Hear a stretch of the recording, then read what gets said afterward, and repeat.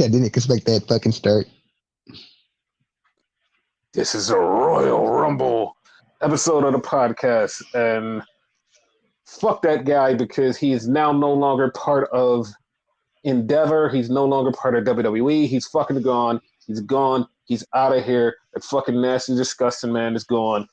And there are more people that need to go, but at least they started. And he's gone. In the words of Trick and Mello, because they said this in a promo once, rest in piss.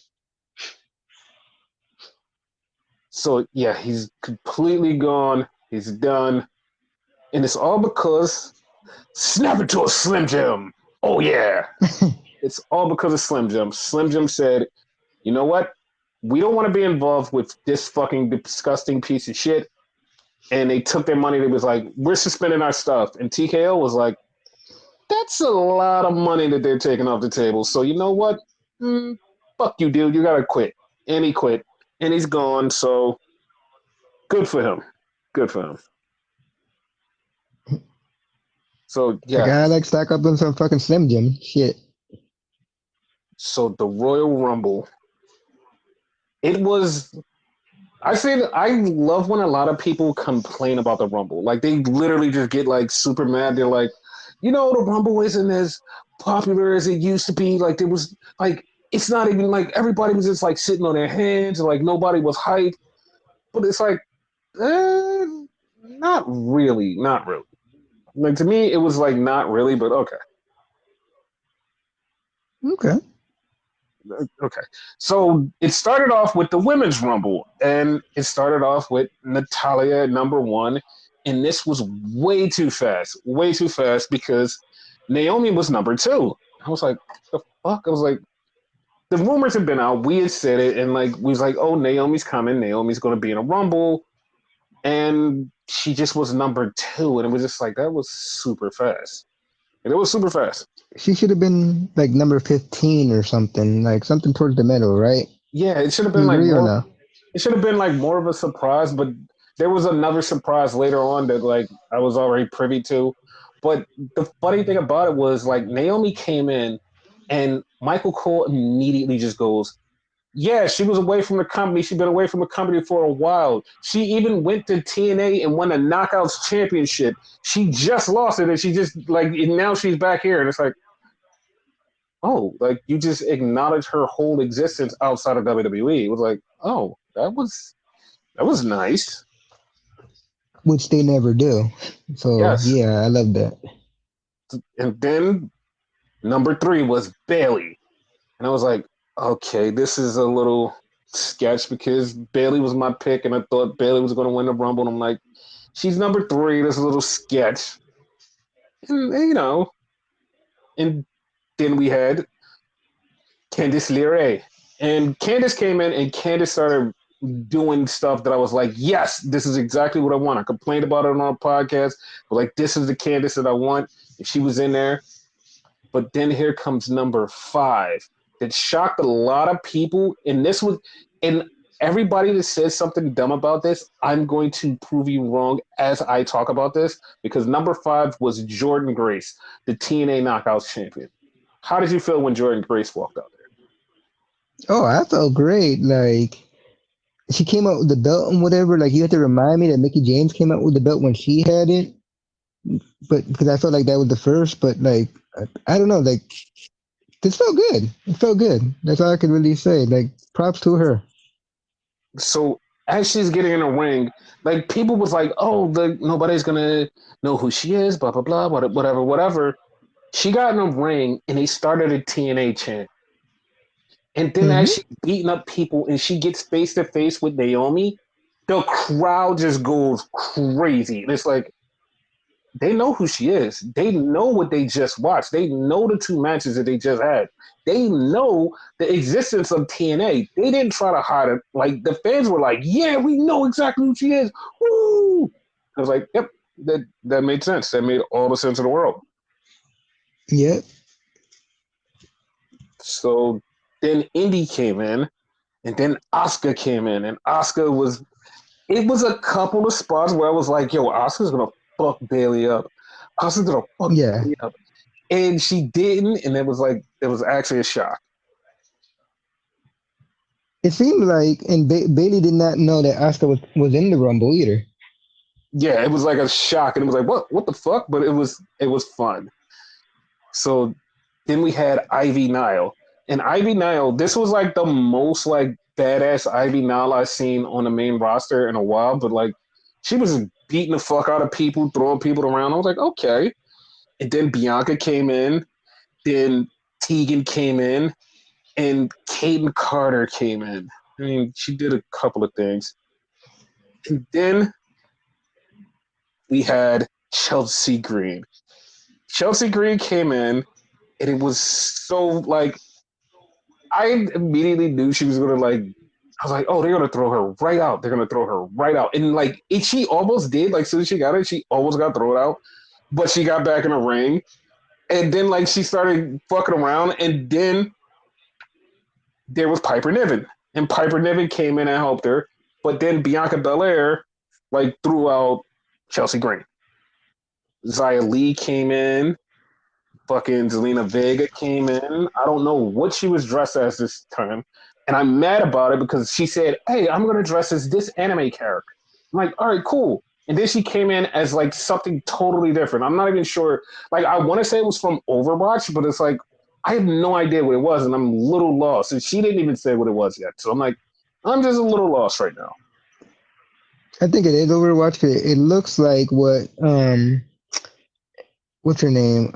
Athena Ember Moon wears in Ring of Honor / AEW. So Yeah.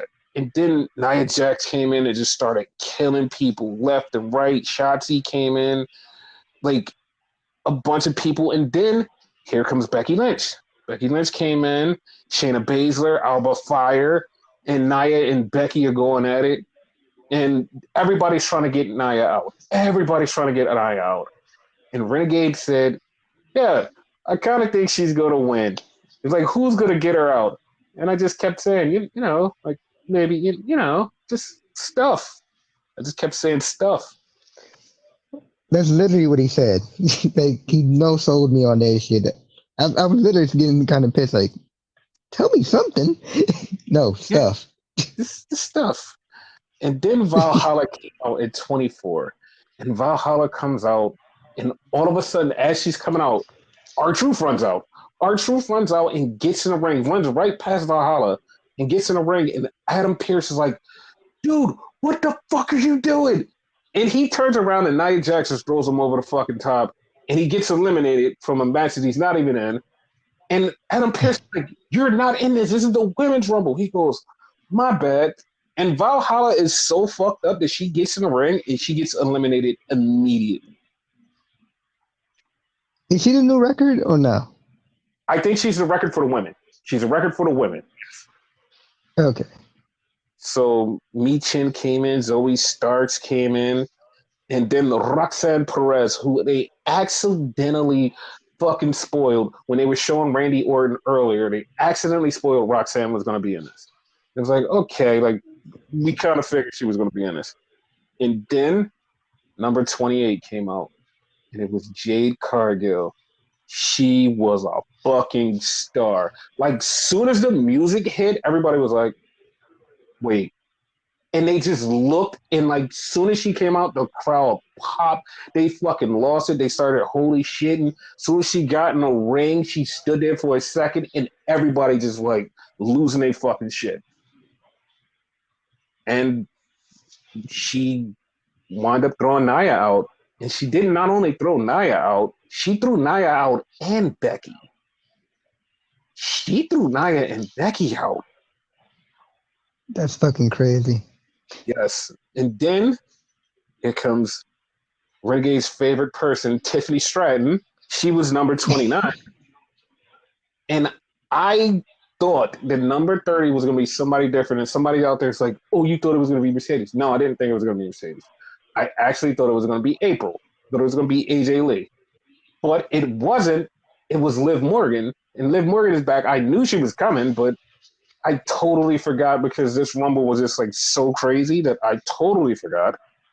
So Liv Morgan comes out, and then we get down to the final 5, and we have Tiffany, Bianca, Bailey, Liv Morgan, and Jade Cargill all in the ring. And we have a stare down between Bianca and Jade. I want that for WrestleMania. Like I don't know how Yes. they're gonna get there. I want that for WrestleMania. And Bailey winds up winning by throwing out Liv and Tiffany Stratton. And Bailey's in the ring celebrating, and they have this visual that, like, this visual, you know how it's the visual cues that they give you.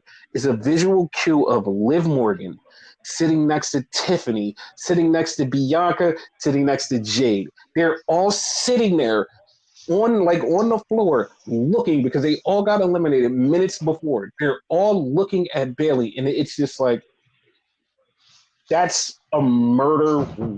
That's a murderous row of like WWE women's talent. It's like holy shit! Like those are the people who within this next year are going to have the title. Those are the people who are going to be the main Yes. event team throughout this next year. Like it's like holy shit! Like that's a good crop. Like Liv Morgan, Tiffany Stratton when she gets called up, Bianca and Jade. It's like the fuck. Like that's awesome. That is fucking awesome. I was so happy about that. But yeah, that was a thing. All of them will be great when they're ready, especially Tiffany. Yes. She's It gonna was want to be the new Charlotte. yes, she is. So then they did the video package for the Fatal 4-Way men's match, and it's like, this is very, very fast.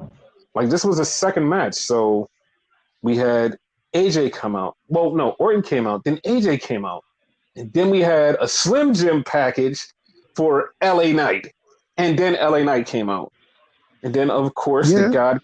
the God King Roman came out, and he got in a ring, and they just beat the shit out of him. They beat the shit out of him. All three of them just beat the shit out of him in the corner, and then he started fighting back, and Solo came out. He interfered as always and got in the fucking match, but it's like it wasn't stopping anything, and Roman wind up spearing AJ and pinning AJ like I thought he would because it felt like AJ was going to be the one that was going to get pinned and lose. So, yeah.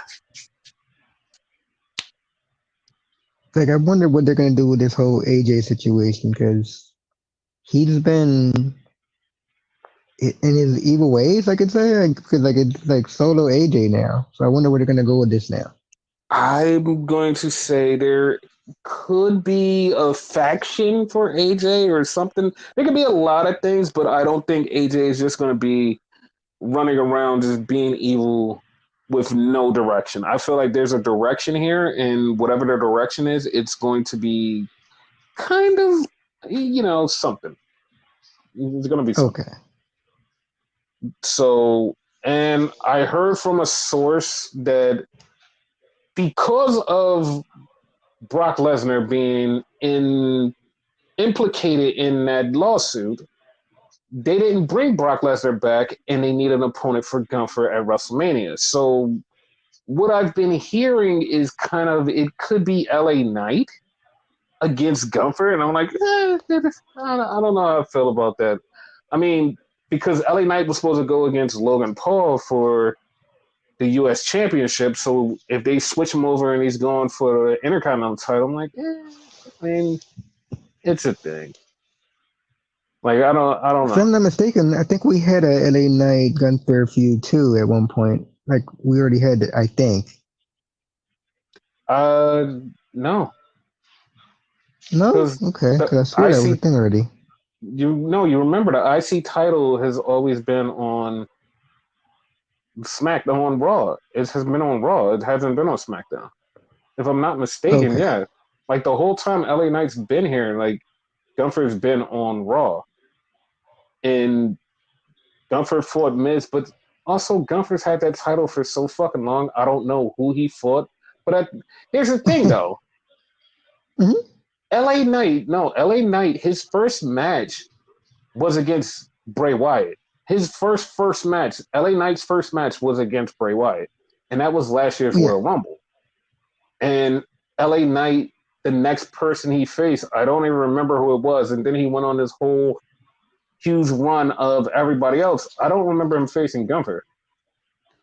Because remember, Gunther was beefing with Sheamus, and that was a thing.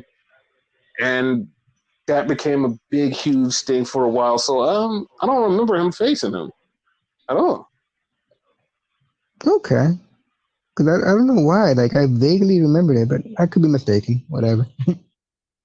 So last time on the podcast, I totally forgot to omit this great thing that, like, I should have been walking around in track shoes because I would take a victory lap for this. Because I said this years ago on the podcast. I said, what happens if The Rock winds up running WWE? And people was like, that's so stupid. Like, that's not going to happen. Well, that did happen because Rock is on the top of the board of directors of TKO overseeing WWE. So technically, The Rock is running WWE. Yes, see how things like come to fruition when I just like say them and just be like, yeah, just like this is a thing, and people just be like, well, that's not a thing. Yeah. Never So win for the good guys, like Scott Hall would say. yeah, and I'm not gonna be like a dickbag and just like bully you for you just telling me, you know what, you're fucking wrong. I'll just like leave it at that and say I was right and you guys were just not paying attention. But fine, we'll move on. So then we get to the U.S. Championship match with Logan Paul and Kevin Owens. I like this match. This match was really good. And the end was like, it was a good ending that I was like, okay, this is actually making sense. So Yeah. we have the match, and then all of a sudden some dude comes out. I think his name was Josh or some shit. And he just starts distracting Jeff. Jeff comes out and Jeff starts distracting people. And then here comes Austin Theory and Grayson Waller. They both come out, and Grayson Waller slides the knuckles to Logan Paul, and Kevin Owens blocks the knuckles shot twice. He takes the knuckles off of Logan Paul and just decks the shit out of him. And he pins Logan Paul, and the referee's counting 1, 2, and the ref looks up and sees Kevin's hand with the knuckles, and it's like, no, you cheated, fam. And he disqualified him. And that was a good ending. That was a really good ending. Yeah. Logan actually did real good in this match. Like, he pulled off submission moves just like that, which I don't think he's done yet. He hasn't. Being more well-rounded with his wrestling now. Obviously, he did the high risk. Mm-hmm. He did the power moves. Now he's doing submissions. Like, yeah. Good future for him in this. Yeah, he's really good as a wrestler. And I'm really surprised that he's this good, but he's really good as a wrestler. And I love it. Yeah. Me too. So then we had the men's rumble. And the men's rumble started off with Jimmy and Jey Uso, the number 1 and number 2. And they went back and forth with the punches of yeet, no yeet, yeet, no yeet. So I laughed my ass off. Yeah. And the funny part about this was for 2 weeks, people have been saying, it'd be really funny if Jimmy and Jay started off the Rumble. It'd be funny if Jimmy and Jay started off the Rumble. What if Jimmy and Jay started off the Rumble? And I was like, that would be great, but I don't know if that'll happen. And, well, sure shit, it did happen. It happened, and it was the first thing that we seen. And we're like, oh, fuck, that's awesome. So I loved it. They were going, and then Grayson Waller comes out, and Grayson Waller just immediately just starts talking shit. And, like, he's just running his fucking mouth. And then he gets in the ring, he gets punched, and then he, like, starts helping Jimmy. And then all of a sudden, we hear El Idolo. And, of course, Andrade is back in WWE. Were you shocked? Love his gear. Not really. I like just like the Naomi thing. I felt like I was shocked that it was so early within the Rumble, but I wasn't shocked that he was in there in general. You know what I mean? Yes. So then Mello came out, and I don't know. Like, I'm not even considering Mello an NXT talent anymore because he's been on SmackDown so much. I don't think he should be NXT talent anymore. I know he is going to be on NXT, but I don't think he should be because he's going to get called up like fucking Tyler Bate when he got called up. And it was like Yep. they just threw him on the roster. It was like, yeah, and Dragon Lee. They did the same thing. Like NXT guys have just moved up. So after Mello, Nakamura came out, and then Santos Escobar. And Santos Escobar came out, and him and Andrade are just beating people up. And then he looks at Andrade, he's like, yo, me and you, come on. Like, he did the Los Ingobernables thing, and Andrade was like, nah, fuck you, fam. And they just start fighting. And then Carlito comes out. And then Bob Lash comes out. This is like, once Bob Lash came out, it just like was so glaringly obvious of something that like I don't really pay attention to because it's just like so normal. And I just was like, holy shit, WWE has a really diverse cast. Like they have a lot of diversity in their fucking ring. It's like, this is something that I don't really pay attention to, but it happens. Like, what the fuck? Like this Yep. was good. So then we had Ludwig Kaiser, and then Austin Theory, and then we had Finn Balor. Oh, we had Dom. Dom had came in. I totally forgot about Dom. Yeah, totally forgot about The that. funny part about Kaiser, he's coming out where a fucking brawl is happening. Yes, So because so he's like, oh shit. I totally forgot about Karrion Kross. Karrion Kross was in there, and him and Bob Lash started fighting, and the Pride versus the Prejudice started fighting, and it just was thing, and Ludwig got caught in it. I totally missed that part. But Finn was coming out and he was helping Dom. And then Cody Rhodes came out at number 15. Bronson Reed came out. Kofi got eliminated by Gunther because Gunther had came in right after Kofi. He eliminated him. Ivar came out. And then Braun Breaker came out. And Braun started beating the living fuck out of everybody. Braun was throwing people around, suplexing people, spearing people. Braun was really fucking doing it. Braun Yeah. a lot of people up too. That's fucking crazy. He was more or less the highlight of this shit. Like he gets called up when it's time, which I think is gonna be like really soon. He's gonna be a star if you don't Yep, consider him a star already. yep, he definitely is. And then Almost came out, and Almost and him were going back and forth for a minute. And then the next number was Pat McAfee, and Pat McAfee was on commentary, and he got up and he was like, "Yeah, I'm gonna go to Rumble." And then he got in the ring and Gunther and Omos was standing there, and he was looking. He was like, "You know what? I don't know what to do." He climbed over the top rope, almost went down, got back in the ring, and was like, "Fuck it, I can't do it," and got over the top rope and just eliminated himself. So, Breaker was in there too, laughing at him. and the funny part, like saw a lot of people get angry at him. Was like, "Why did they waste a spot on him? That's so stupid." The reason they wasted a spot on him because they had this spot set up for Brock Lesnar. And because they pulled Brock Lesnar, they said, listen, we need to fill that spot. We're not going to give it to somebody who we have to build a story around of just like 5 seconds. Like 5 seconds, we had to build a story around. Why don't we give it to Pat where we don't have to do anything other than just throw Pat in there. He could get eliminated. Fine. It's nothing to it. Because, like, if they would have brought somebody in there, like, say they would have brought, like, fucking Bartender Cabron. Cesar They would, Lander. Oh, okay. yeah, they could have brought anybody in there. They would have had to build a story and, like, hey, you have to do this thing, this thing, this thing, and it's going to lead to Mm-hmm. something later, but we don't have anything planned for you. So why not just do somebody who's totally expendable, which is Pat McAfee? Oh, you can come in, bye. All right, bye. Haha, yeah, good for you. It was more or less needed, so I personally don't have an issue with it. Yeah, some people do, but I'm just like, all right, I mean, whatever, whatever. Don't care. So Yeah. then JD McDonough comes out, and then at number 24 in the men's rumble, R-Truth comes out.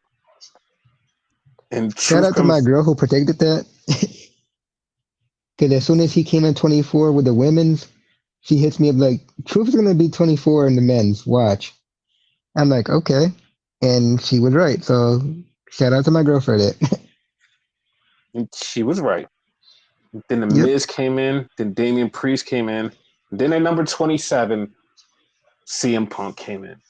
And like I immediately was like, yeah, this is perfect because number 27 always wins. It's going to be CM Punk. Perfect.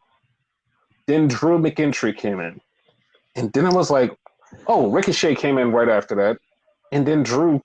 And then I was sitting there and me and Renegade are literally brainstorming who the fuck is going to be 30. And number 30 was Sami Zayn, Samuel Zenin.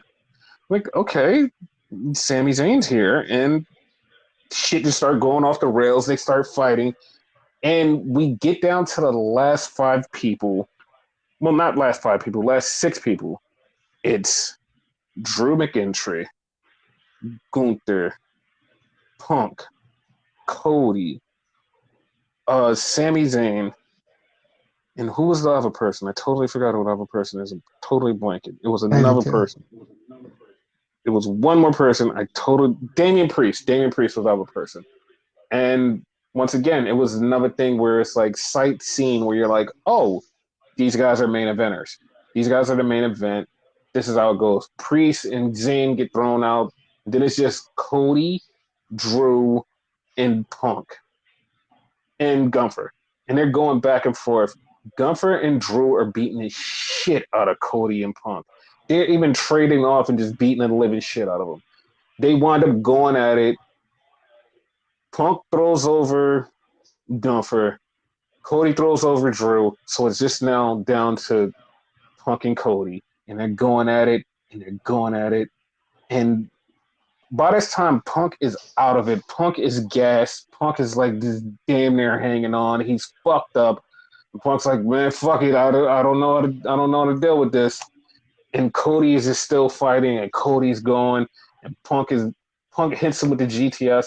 And soon as Punk hits him with the GTS and start talking shit, I was like, oh, he's not winning. He's not fucking winning. He just starts talking shit. It is like when somebody talks shit right at the end, it's like, yeah, they're probably losing. And Yep. Cody turned it around, and Cody threw out fucking Punk, and Cody's the winner. And he's standing there. He points at the sign. We're in St. Petersburg, Florida, where his dad and Eddie Graham used to book shows. So it's all on his heart, and he's just crying. And then after that, he gets up, he points to the sign, then he turns around and he points right in the stands. And right in up at the top at the box is Roman Reigns. And he's pointing at Roman, and Roman is looking at him. Roman holds up the title, and Cody's just pointing. So we got our WrestleMania match. So Like it's obvious. So I hope like when they don't ask him like, oh, who are you facing? He already said it. you know He that said they it without are. saying it. You know that they are. They're gonna ask him and be like, "Yo, who you facing?" Because it's like the most normal thing for them to do. Be like, "Yo, who you facing?" We know. Everybody knows. Like, there's no big. Yeah, like it's a thing. It's right there. It's right there. Yeah. So yeah. So we're off to the races. I don't know. I don't know. Where do we go from here? Uh, isn't the chamber next? Yeah, the chamber should be next. No. No, Chamber is next. Chamber is definitely next. That is the next place to go. Yeah. But what I mean is where do we go for Punk? Where do we go? Where does Punk The go? chamber. I mean, listen. He could win the I'm just chamber, and that's how he gets a match. listen, listen. I'm not going to say like I don't want Punk in the chamber. I'm not. I'm not. I'm not going to say I want him in the chamber. You want to know why? Dude, Because he was the gassed way today. he yes, he was fucking gassed. Like, yeah. Like, Yeah. fuck that. Yeah. There's a way So around that though if you have him come out last. I mean, yeah, but he's still got to wrestle though. Yeah. He still got to wrestle. He still got to do stuff. But like, what the fuck? He still got to do stuff.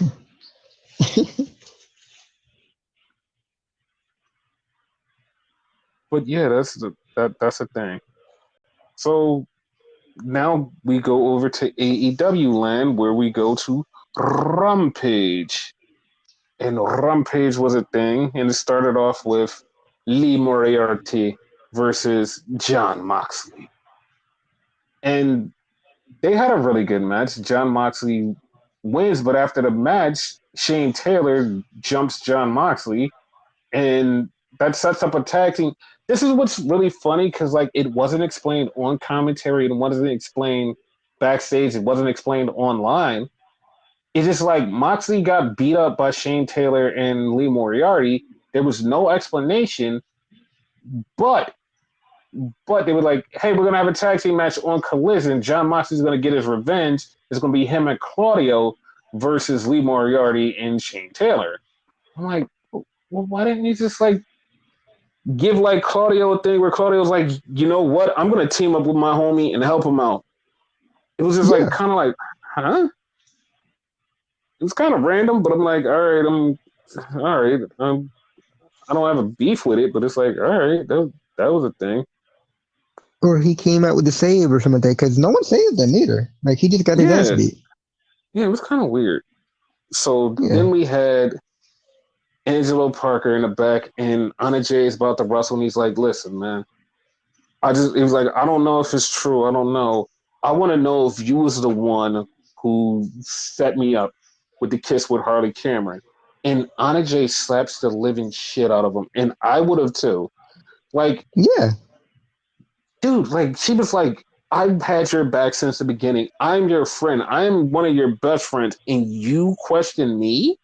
She's like, that's fucking disgusting. She was like, get your shit together. And she walked off because she had a match next. But I agree with her. Like, the fuck? Like, she's your friend. She's your homie.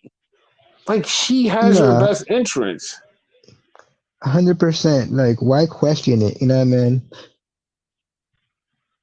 It was weird. But Like he should so know who's the one like manipulating this. Like he should know. Like it's obvious. right, but of course he doesn't because he's so love struck and he wants to get revenge. But he'll figure it out soon. Yeah. So then we had Takeshita versus Christopher Daniels. He beats Christopher Daniels, and right after that, Don Callis gets on a mic and basically calls out Chris Jericho again. And he's basically saying he wants to fight Chris Jericho. And then Carl Fletcher's like, dude, like everybody else has had this shot at Jericho. Why not me? He's like, I want to do it. So I'm still hating this because I don't want to see them with Jericho anymore. I want this to be over, and I really wish that they would stop. What I wanted, cause like Dom kind of alluded to this, like going on too long. Like he wants to end it, right? Mm-hmm. I wanted this to be a fucking like career match. Like if Jericho loses, he's done. Do that, be done with it. Boom. And you know that Jericho's not going to lose, and he's going to keep his thing. And it's just like I want them to both move on to something different because I'm very fucking Yeah, over this. And I agree. so then we get Private Party and Top Flight Security beefing again, and they're basically setting up another match. But this time, I want them to have a match with a stipulation. They keep talking about how Quinn cheated. I want them to have a match with a stipulation, a totally different stipulation with like I don't know, 2 out of 3 falls or like something. I want something different, but I want them to have a match where it's like a stipulation that's different and crazy for them. They deserve it. Yeah, 2 out of 3 falls would be perfect. I think. I agree with you. Yeah, because I want them to prove to each other which team is the best, and like a longer match would like show everybody how good both teams are, and I want them to show off. Like have a match where they show off, plus they in their feud. So 2 out of 3 falls would be great.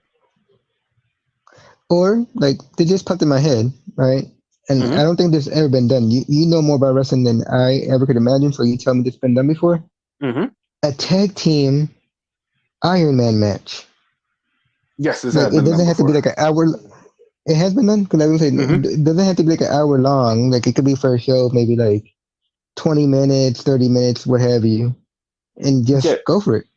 yeah, because it was like a 30-minute tag team Iron Man match. Okay.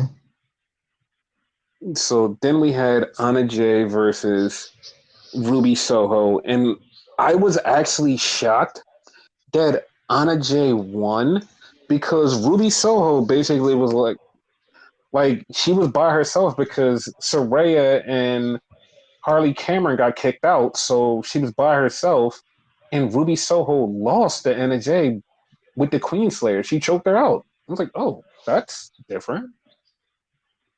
It's like I Okay. didn't do it, and then like choked her. That was actually fucking. I didn't think that Anna Jay was going to win. So that was crazy. Right. So then we had Eddie Kingston, and he's in the back, and he says, "Yo, I've been here, I've been busting my ass, and I want to give an opportunity to somebody that's just like me." So he challenges Willie Mack to a match on Collision. I'm like, okay, I'm not against that. All right, sure. Willie Mack on TV, Yep. fine. Like I'm totally fine with it. I'm like, all right, cool. Like, I like Willie Mack. yeah, Willie Mack's cool. We get a Serena Deeb promo, and then we get Vikingo versus Komamder versus Skip Sabian and Butcher. And the winner takes on Orange Cassidy the next night.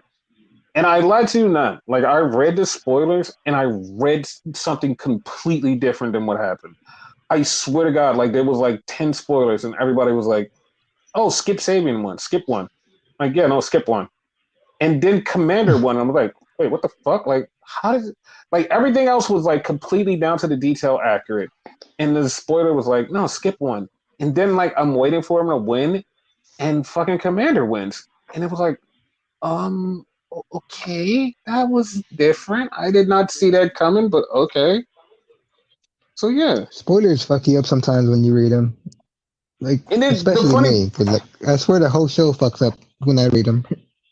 the funny part is like when I read spoilers, like they're 99.9% correct, and there's always like that one chance of like something being wrong, and then every time I see that one something wrong, it's like something that's drastically wrong. It's not even like, oh, it's wrong just a little bit. It's like completely way out of the box, drastically wrong. You're like, what the fuck happened here?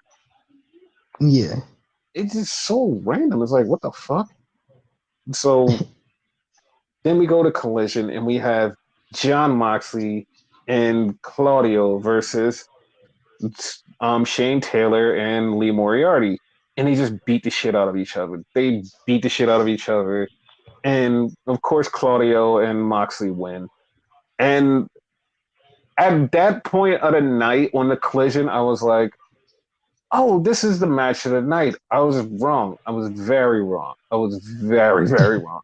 Because like this match was so good. I'm like, oh shit, they're beating the fuck out of each other. Like Lee Moriarty is like technical in the shit out of Claudio. Claudio suplexing Shane Taylor. Like Moxley just doing Moxley shit. And I'm like, yeah. I'm like, this is great. Like this is fucking good. But it's like I thought it was a match of the night, and then I'm like, no, I'm wrong. I'm wrong. I'm wrong. So yeah. So then we get something really fucking funny. So Commander's in the back, and he's getting ready for his match, and Roderick Strong and the Kingdom walk up, and Roger goes, "Listen, I know you got a match against Orange Cassidy. That's great, but you shouldn't win." And he was like, "What?" He's like, "Yeah, you shouldn't win." He's like, "Because I challenged Orange Cassidy, so I should be facing Orange Cassidy for the title at the pay per view." And Commander's like, "But if I win, you would face me." He's like, "Yeah, well, I don't want to face you. I want to face Orange Cassidy." He's like, "So go out there and just lose." And Commander was like, "No, but okay, no." I'm like, this is so stupid. So Fucking weird. Yeah, because like that's how Roger Strong is. It's fucking hilarious, and it makes me laugh because like he's like, I want this one thing, and nobody's gonna stand in my way. Fuck you guys if you stand in my way. It's like, yeah, no, that's not how it works. Like it's like 8 weeks into the fucking pay per view, and you're like, I just want Orange Cassidy. It's like, dude, you have such a long time. Even Orange said it was like, you shouldn't have challenged me for so long. Like I wanted to like wrestle now, but you like want to wrestle in the future. Like, doesn't work for me, pal. So Orange and Commander have a really good match, and Orange beats Commander because, of course, he's going to face Roddy, and Roddy's still outside, and he's like, yeah, see, look, like you could have lost, but I'm gonna make you lose, and it's like, Roddy, it's 6 weeks, just relax, things are gonna be fine. So yeah, so then we have Daniel Garcia get attacked. So Daniel Garcia gets attacked in the back, and I'm like, oh, so he's not going to be in a cage match. I was like, oh, that's kind of fucked up. They bust him open. He's laid out. I was kind of fucked up about it. Because like I was looking forward to the FTRCA match. I'm like, yes, they're gonna have a match. They're gonna have the steel cage match. Good. So yeah, that was a thing. Then we had Mariah May talking to Tony Storm, and she's asking her once again to watch my match. She's like, yo, I have a match coming up next. Can you watch my match? And Tony just basically no sells her, was like, I have something to do. And she just like walks off and just like leaves her. And Mariah's like, oh, okay. So then Mariah has a match against Lady Frost. And this was a really good match. This was a great showing for Mariah May. She fucking bust her ass and beat the shit out of Lady Frost. Lady Frost has some great moves because Lady Frost is actually good, but she's not signed anywhere, so people don't get to see her do like cool shit that she does. Like she just pops in AEW once in every Twilight. It's like, oh, okay. But then she's like gone again, but like she gave Mariah a good run for her money, and I actually enjoy Mariah being as good as she is. Like I enjoy the shit out of it. And since she's not signed, obviously, like Lady Frost, like obviously she's doing her job too. So that's a Yeah. little problem there too. So then we get Swerve backstage, and Swerve picks Toa Leone as his person to face Hangman. This is actually shocking because we even said it on a podcast that we thought it was going to be Brian Cage. Yes. So So I apologize. I retracted. That was me saying that. yeah, because like it looked like that could have been like the great option, but yeah, that wasn't it. Yeah. I told you I was going to retract and apologize if that wasn't the case. So yeah, Yeah. my bad, guys. So Hangman basically said, "I'll figure out your permanent swerve at a later date. I'm not figuring it out right now." And he just walked off. And then we had the King of the Bums, Eddie Kingston versus Willie Mack. So We're really gonna call they, him that? Like, did they still call him that shit? dude, like people in the crowd had signs the King of the Bums, so I just like was like, oh, I guess like he's going with King of the Okay, Bums. So okay. Eddie defends the title. He beats Willie Mack. So soon as he's done, it's so fucking hilarious.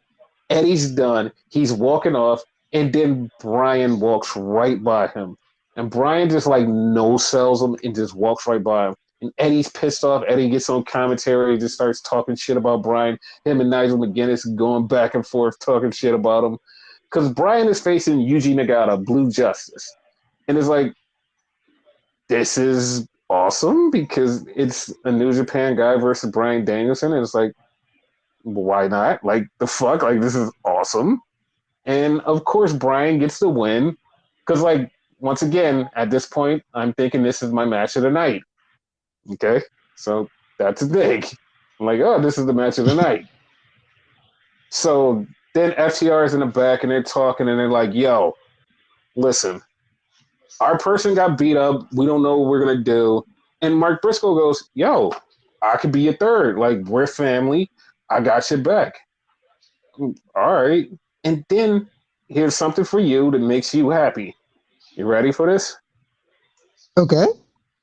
Brian Cage is doing is doing an interview backstage with Renee Paquette, and he's like, "Yo, I'm surprised that Swerve didn't pick me, but I'm ready and I'm down for a fight." And as soon as he says that, fucking Hook just walks up and goes, "Why don't you fight me?" Oh, okay, Hook versus Cage? Oh yeah, shit. yeah. He's like, okay, he's like, all right. So then we had Serena Deeb return, and she took on my niece Robin Renegade, and she beat her, Fuck you. and she beat the living hell out of her. And then after Serena Deeb gets the win, she says, "Listen, I've been down for so long. I'm tired of this shit. I'm ready to be back, and I'm coming for championships." So in my mind, I'm kind of leaning to her going for the TBS title because Tony Storm has the main title, and she's already a bad guy, and Serena Deeb is a bad guy. So that doesn't make any sense. Yeah, yeah. So But then yeah, the rankings, so the rankings might like switch that up too. Gotta put that into account. But I'm leading more into what you're saying. they showed Serena Deeb's ranking, and her ranking was like 26-7. Like 26-7. I was like, what the fuck? So then we had the cage match, and FTR come out, and then Mark Briscoe comes out, kind of, because he's walking out, and then everything goes black, and it's just black for like minutes. And like I'm watching on the tablet, and I'm like, what the fuck? What happened? Like, did my power cut off? Like, did something go wrong? He just they just blacked out because the House of Black showed up and he beat the shit out of Mark Briscoe and throw him off of the ramp.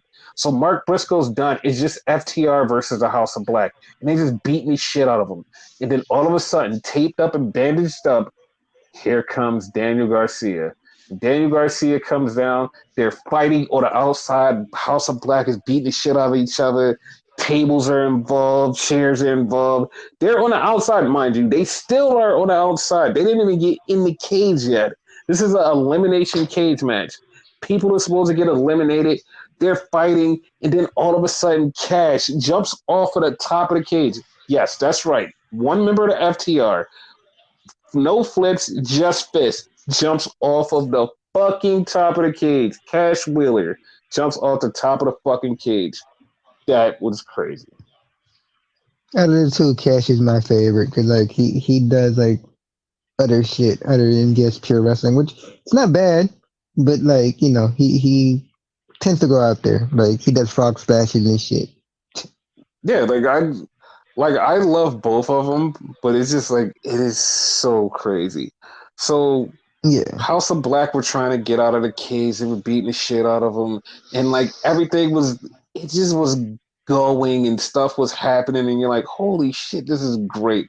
This match was so fucking good. It was so good, and it just kept going. And then I'm not Cash, Dax and Brody King are fighting near the door, and Brody King spears the shit out of Dax, and they both go out, so they're both eliminated. So that just leaves Buddy and Alistair in there with fucking Daniel Garcia and Cash. And it's like, oh, okay, well, now two more people got to get eliminated, and like yep. they're going, and then Alistair Black gets eliminated, and then Cash gets eliminated. And then we're just down to the last two, which is Daniel Garcia and Buddy. And they just go. No, it wasn't Daniel Garcia and Buddy, was it? Yeah, it was. Daniel Garcia and Malachi Black. Daniel Garcia and Malachi Black. That's who it was. And Julia Hart comes in, sprays the Miz, and Malachi's about to leave, and Daniel Garcia climbs over the top of the cage. Daniel Garcia, FTR, Mark Briscoe all win. So House of Black are done. They're dead. They're done. They're dead, dead. And I like the way you said it. Yeah, to be honest, I don't know how I feel about like the House of Black just like totally just getting destroyed like that. Like I don't know. Maybe, maybe Malachi and Buddy are leaving the company. Never know. I mean, listen. I would not be opposed to it. Like I'm totally like yeah, like that's it. Yeah. Okay. So yeah. So then we had SmackDown. That was a thing. We totally forgot the SmackDown was a thing because we moved on and went to the Royal Rumble, which was the big show of the week, and it's like yeah, you know, it's a thing. Yeah. Yeah. So I forgot the guy's name who made the song RKO. He comes out and Randy is out there with him because Randy's in the video with him. So Randy's out there promoting it. I think the guy's from Florida, so that's a thing. So Yeah, he is. yeah, so Randy's out there. Then AJ comes out there, and then LA Knight, which would have the best fucking transition ever. This was the best thing because AJ's out there talking to Randy. He was like, "Yeah, I don't give a damn about you. I don't give a damn about Roman, and I damn sure don't give a damn about." And right as he's about to say LA Knight's name, LA Knight's music hits, and it just goes LA Knight. I'm like, that is one of the great. That was one of the greatest setups ever because it was so perfectly timed. Because AJ was about to say his name, and the music hits at the same time saying "L.A. Knight," and it looked so perfect. I was like, that was actually really fucking timed well. Whoever did that in WWE that timed it that perfectly, they deserve $5 more or an extra cookie. Just one of the two, $5 or Exactly. an extra cookie. The So timing yeah, was fucking amazing. I like that. yeah, it was so perfect because like when he did it, I was like, oh my god, this actually what like that actually was a thing because it Like for a fucked me split up. second, I actually thought AJ actually did the voice for the song. Yeah, see, like it came off so like pure in a moment, like boom. I was like, oh, that was great. Yeah. So then we had Carlito versus Santos, and they're fighting, and Renegade with the W from deep because Electra Lopez showed up and she's now part of the new Legado del Fantasma and she beat up Zelina Vega. So, yeah, shout out to Renegade for that because he was the one who called it on the podcast last week. Thank you, thank you. Finally right about something. Shit. Yeah. So, I'm happy that La Madrina is part of SmackDown. So, I'm okay with that. Technical question though, right? Mm-hmm. Are they Legado de Fantasma or are they Legado World Order as Santos been saying? They have them down as Legado del Fantasma, but it's Legado del Warrior. So, yeah. Okay. So then we had AJ in the back, and he gets approached by Jimmy, and Jimmy's like, "Yo, how about you take out LA Knight and we look out for you?" Like, And then the OC come up, and the OC's like, "Yo, like, what the fuck is going on here?" And AJ's like, "It's none of your business," and he walks off. So then we get something that Sean Ross Sapp on Twitter, like he literally on Twitter earlier that week said, "You know what I really would love to see? If they brought back the tumblers for the Royal Rumble, that would be so awesome." This wasn't him spoiling it. It literally was just him just going, "I would love to see that." Sean Ross Sapp said that on Twitter. Like literally said, "Yo, I would love to see that. It would be so awesome. Like that would be cool." And on SmackDown, they brought back the tumblers. They brought back the tumblers. We do that shit all the time. We'll make a comment to each other and then all of a sudden, poop, it's there.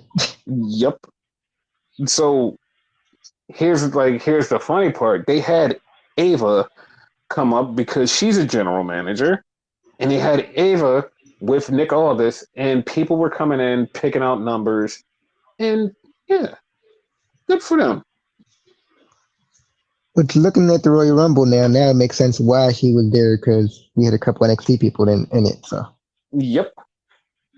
So that was a thing that hit the nostalgia boner, and people really loved it.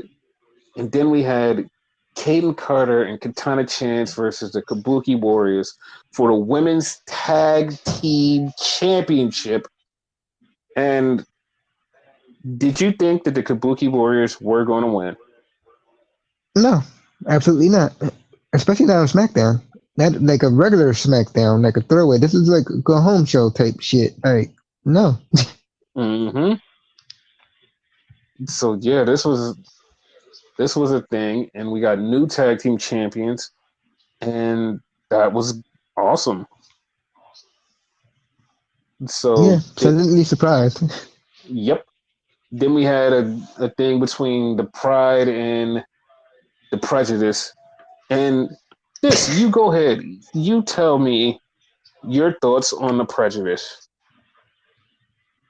I like them. I like their whole like mystique behind them though. But Mm-hmm. Mm-hmm. they need to like stop making letting Karrion Cross talk because like he kind of ruined it for me and whatever because they have a mystique behind them. Like that's the only word I could really use for them. Like they're dark, they're menacing.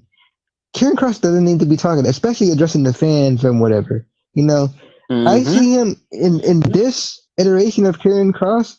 I see him in the lines of like an Undertaker, like a Bray Wyatt. And you know, when I say Bray Wyatt, I mean like the Bayou Bray. You know what I mean? Mm-hmm. Like I don't know, Waylon Mercy, like dark. You know, like you don't have to talk to the fans. Raven, something like that. No, but like he botches it, in my opinion, by shut up, fans. Like no, fuck the fans. Like address Bobby and all that. Tell him you're gonna kill him and be done with it. That Okay. that ruined the whole gimmick to me. Okay. So why? It just I don't know. Like it killed it for me. The first couple gimmicks seemed like they were going somewhere with that, and now like I don't know if you remember years ago they were pushing Shannon Moore, right? Mm-hmm. And they totally dropped the push because like he addressed the fans and all that, like kind of like fell off. The fans kind of like bothered him, and like it kind of got to him. Mm-hmm. Like I don't think that was intended. But is so you think that because he just said that one thing to the fans and told them to shut up, that ruined the whole mystique of the gimmick?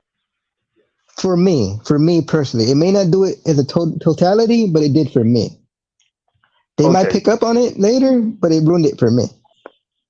Yeah, to me it didn't like I didn't even see anything wrong with it. I felt like they were booing in the way like just him just telling them to shut up the way he did it was like it fit his character. It fit first off, it fit his character to me. And it just like came Okay, across like normally to me. So it was like, oh, okay. Like I didn't feel any way. Like I to be honest, I don't give a fuck about their gimmick. I don't give a fuck about it at all. Like I don't care about it. Like to me, it's just like, oh, they're a couple of guys that okay. I don't care about their gimmick. I don't care. Like I don't care about them as a faction. I don't really give a shit because like there's nothing to it. Like there's nothing there. Like to be honest, like they just started and there's no substance. It's like when you're putting together a cake, you're just at the very beginning and you're like, oh, I just poured the flour. Okay, this doesn't taste like shit because it just tastes like flour because there's nothing there. There's no substance. There's nothing there. So that's where I'm at with this whole gimmick. I'm like, it looks okay because it just started, but there's nothing there. So with them having nothing there, it takes nothing away from it to me. okay. So then we had Mello versus Austin Theory. They ran it back. So after the match, Grayson Waller jumps in. And then all of a sudden, so for everybody who always says, yo, NXT, nobody really cares about NXT, Trick came out. And Trick's music hit. When Trick's music hit, everybody that was there started yelling, "Whoop that Trick!" And Trick got in the So ring and he helped. they knew. Yeah, and then they helped Mello, and Mello was like, yo, what's up?" And Trick was like, "Nah, fam." He's like, "We not good from what happened on NXT. We ain't good." You know what I mean? And he just walked off. I was like, "Oh, well, shit." Well, Yeah, because like Metal doesn't want Trick to fight twice, but yet he risked everything in this match. So that's why Metal's like, I mean, Trick is also upset. yep. He could have got hurt, you know? He got jumped. Mm-hmm. Like, what if they would have hurt him and then like it destroys like Trick's chance of getting tag team titles? Exactly. And I'm glad that they keep the story alive on the main roster. So yeah, that's great. Yeah, totally different from like I don't know if you remember when they called up in DIY that one time and like they had them like different from what they did in NXT. Yeah, but you have to remember who's in charge now and who was in charge back then. Like that Oh person no, back yeah, then, that's what I'm comparing it to. yeah, that person had no fucks about NXT. Like, no, I don't give a fuck about NXT. This person is like, NXT is my baby. It's still continuity to me. Everything is together. Like what happens down there Yeah, affects what happens up here. It's all synergy. And like I'm not against that. 100% not. No, like I love it.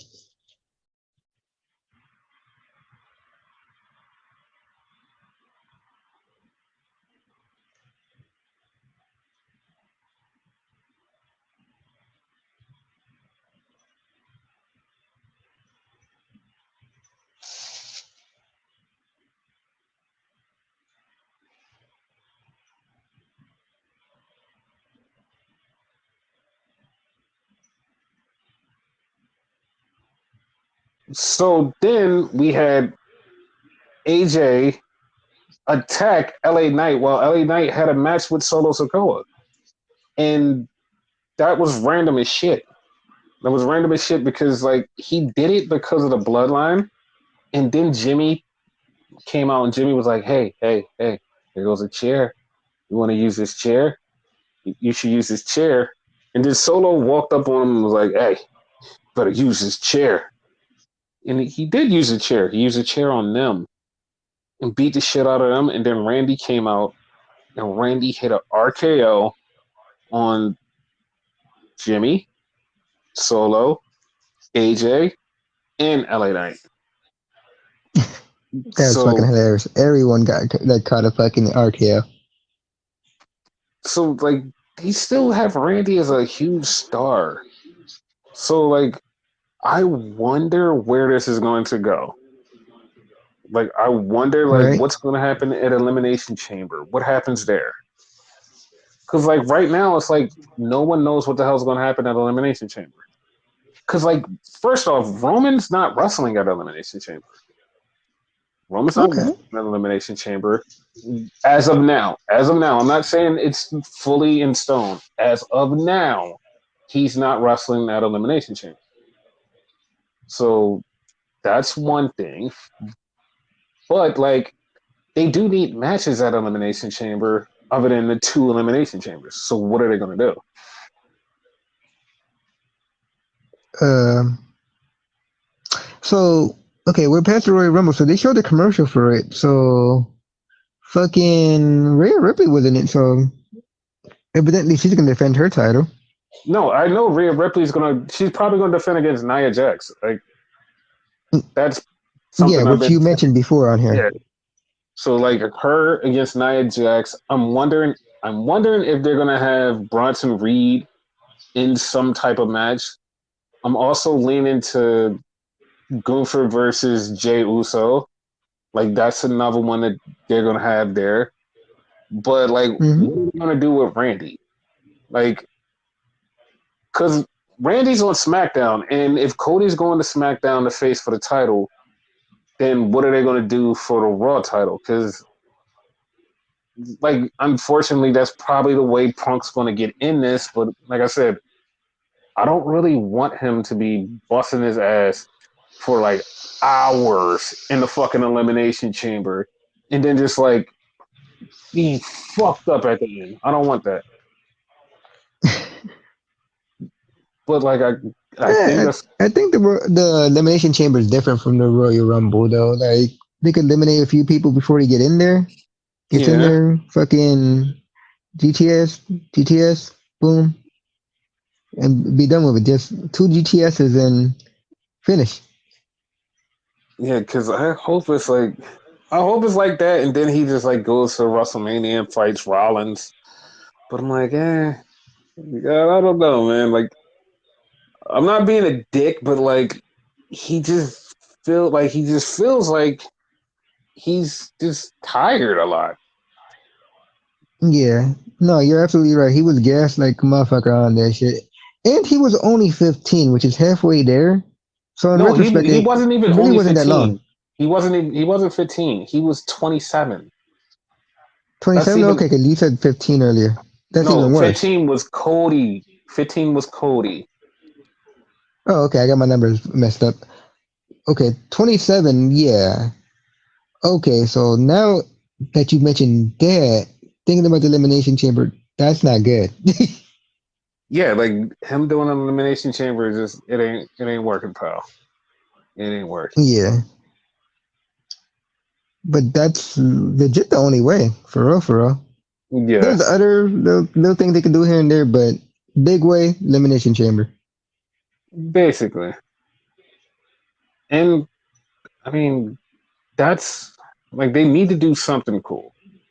Like they need to do Yeah, something cool because it's going to be on at 5 o'clock in the morning. People are going to be barely up. It's going to be on the weekend. I know people can watch it later on. And be like, all right, I'm here all Saturday. I'll watch it later on. But a lot of people will watch it immediately as it comes on. It's like, all right, I'm up at 5 o'clock in the morning. I'm going to watch it. You need to have something that's going to make people go, you know what? I definitely want to watch this show, and not just elimination chambers. So they have to do something extra. They have to do something extra. yeah, So yeah, that's that's a thing. So yeah. Um, what else you want to talk about? Oh, also I want to talk about TNA. Triple H did mention TNA, and Triple H said that their partnership, and we've been trying to work with other places and things, and we're not going to put no branding on it. Anything about a door or whatever, like that's really silly. But we're going to try to do partnerships, which is actually new for WWE. Like yep, it's actually new. It's really new. It's something different. It's something special, and it's like okay, WWE's never done this before. It's time to do this. Yeah, like this. I'm all for it. I'm all for going working partnerships. Like it's gonna be fun. Let's see what they do, and we're all waiting for the only partnership that would shock the shit out of everybody, and that's AEW. like at this point, I don't see it, and because I don't see it, I mean it could happen. Like the funny part is, this is 2024, and probably by the end of the year, it could be a thing where they're like, you know what? Because I said that earlier. I was like, I would love to see the AEW Women's Champion in the Royal Rumble and just see how that Yes, works. So I don't like I want it to happen, but I don't know, man. I don't know. It's just something. It's something weird. I guess like once Tony and Hunter actually sit down and be like, you know what, we're not that different. We're more alike than you think. Hey, why don't we do this? It's like, okay, cool. yeah, because Hunter has worked magic with people who quote unquote don't get along with him and whatever. Hmm. So he could, if he sat down and talked to Tony, he probably could work something out.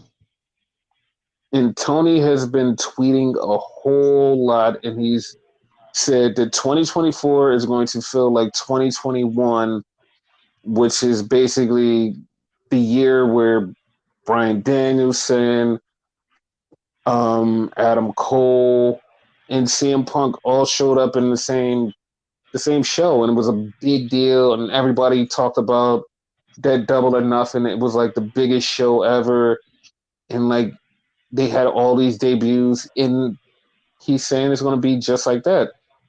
And we all know the debuts that he's going for. He's going for Mercedes, he's going for Okada, and probably somebody else.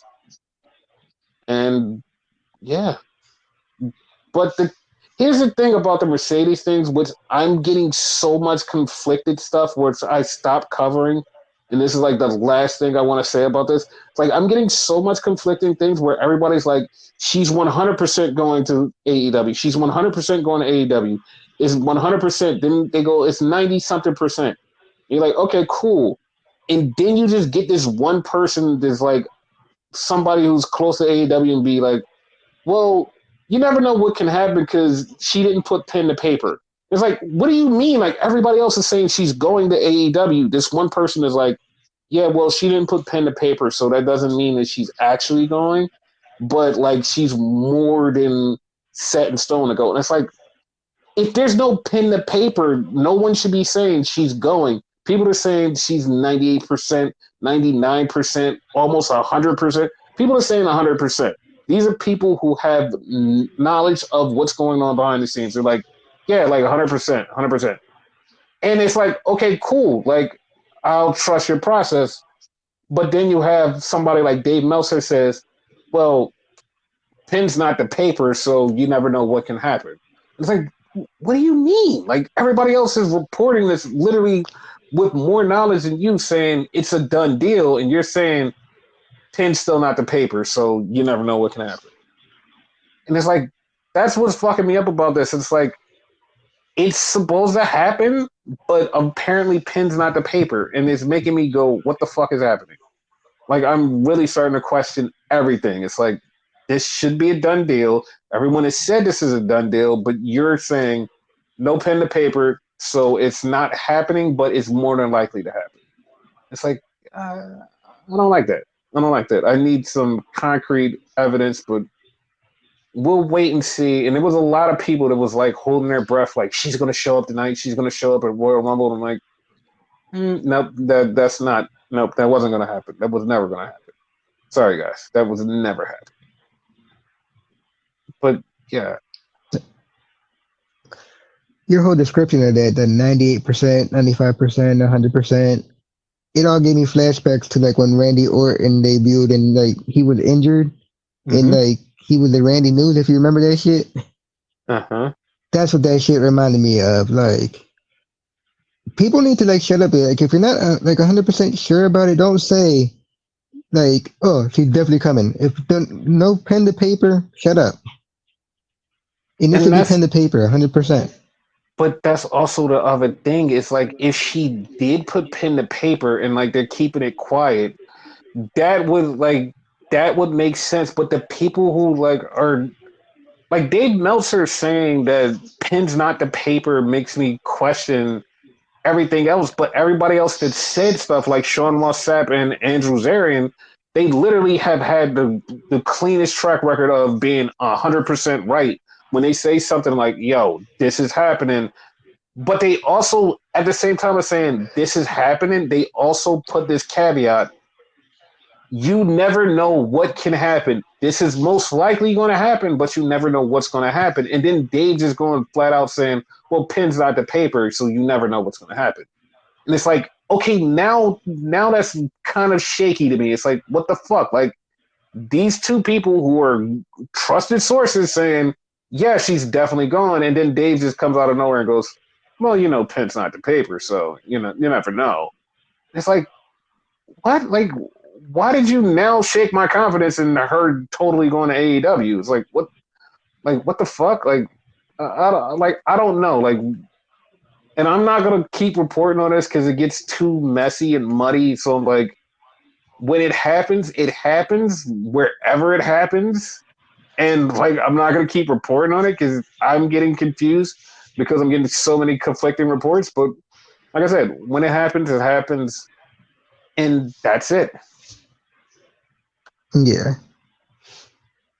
it's wait and see process because Meltzer been wrong. Out of the three you mentioned, Meltzer's been wrong the most, in my opinion. So, but we Yeah, see. yeah, like that's the crazy part is like I want to say like he's definitely wrong because he's been wrong a lot.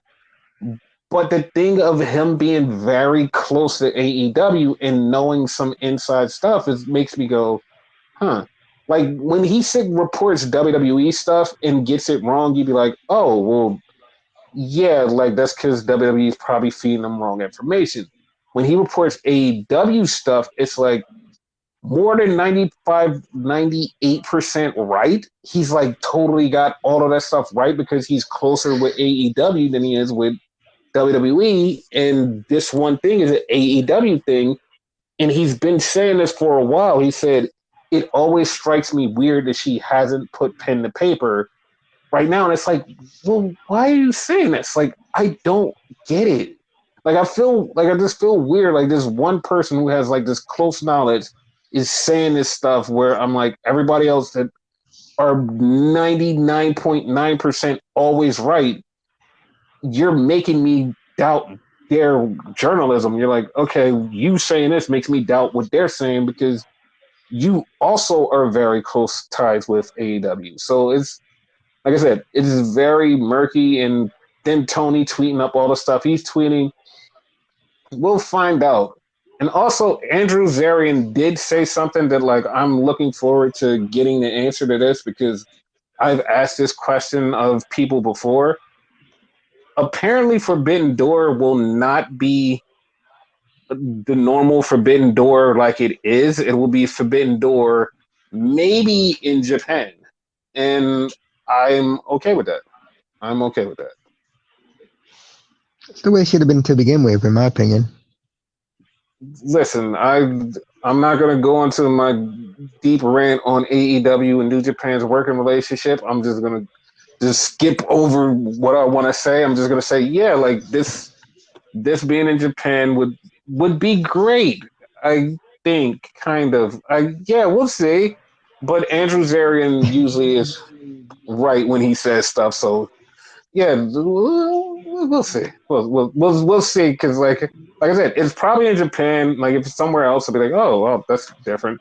But if it's in Japan, like I said, I don't know, man. I'm just gonna keep my opinions to myself with the AEW New Japan working relationship.